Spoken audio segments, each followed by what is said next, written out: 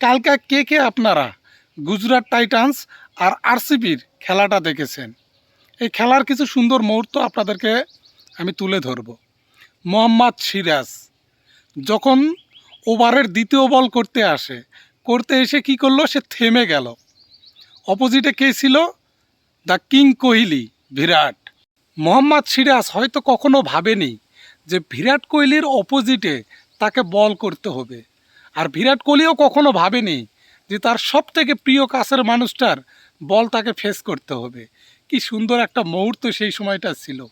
বিরাটও কিছু বলতে পারতেছে না, মোহাম্মদ সিরাজও কিছু বলতে পারতেছে না। তারা দুইজনেই পরিস্থিতির শিকার। কি করবে? দল থেকে তাকে নেওয়া হয়নি মোহাম্মদ সিরাজকে, কিন্তু মোহাম্মদ সিরাজও ছেড়ে দেওয়ার পাত্র না। সেও প্রমাণ করতে চেয়েছিল যে যেই দলে সে 60টা বছর ছিল, সেই দলের সে সবথেকে বেস্ট একটা বলার ছিল। সে তার ক্ষমতা দেখায় দিয়েছে। মাত্র 4 ওভারে 19 রান দিয়ে তিনটা গুরুত্বপূর্ণ উইকেট নিয়েছে। সে বুঝিয়ে দিয়েছে সে কোনো খেলনা ছিল না, যে তাকে ইচ্ছা মতো সরিয়ে ফেলবে, আবার ইচ্ছা মতো কাছে নিবে, আবার ভেঙেও ফেলবে। পরিস্থিতি মানুষকে অনেক কিছু শিখায়। পরিস্থিতি মানুষকে তার নিজের জায়গাতে পরিবর্তন করতে হয়। সে আজ গুজরাট টাইটান্সের হয়ে খেলেছে। অনেকে হয়তো মনে মনে ভেবেছে যে আরসিবির এত বছর ধরে খেলেছে, সে হয়তো ভালো পারফর্ম করবে না, কিন্তু তার চিন্তাধারা ছিল সম্পূর্ণ ডিফারেন্ট।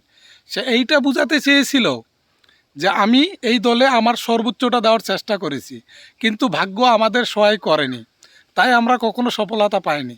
কিন্তু আজ আমি এই দল থেকে চলে গিয়েছি, কিন্তু আমি এ দলের কতটা গুরুত্বপূর্ণ একটা অংশ ছিলাম, আজকে সেটা আমি বুঝিয়ে দিব। এমনকি সে বুঝিয়ে দিয়েছেও যে সে কী ছিল। বিরাটও অপর প্রান্ত থেকে হয়তো ভাবতেছে আমার সবচেয়ে প্রিয় মানুষটা আজকে সব থেকে ভালো একটা পারফর্ম করেছে। দলের প্রয়োজনে মোহাম্মদ সিরাজ তার সর্বোচ্চ দেওয়ার চেষ্টা করেছে।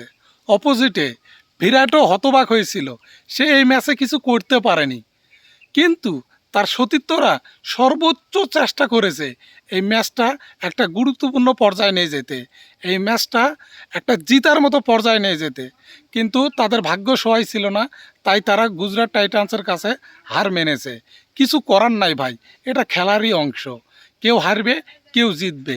আজ গুজরাট জিতেছে, কাল হয়তো বা আরসিবি আবার জিতবে। সে এমন জিতাবে যে প্রত্যেকটা দর্শক খুবই আনন্দ পাবে।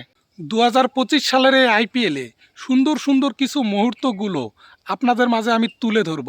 এই ভিডিওতে যদি আপনারা আমাকে অনুপ্রেরণা দেন, আপনারা যদি ভালোবাসা দেন, তাহলে আমি আমার সর্বোচ্চ চেষ্টা করব ভালো ভালো সুন্দর কিছু মুহূর্তগুলো আপনাদের মাঝে তুলে ধরতে। তাই সর্বশেষে বলতে চাই, আপনারা সবসময় ভালো থাকেন, আনন্দ খুশিতে থাকেন, পরিবারক নিয়ে আনন্দ করেন। ধন্যবাদ সবাইকে।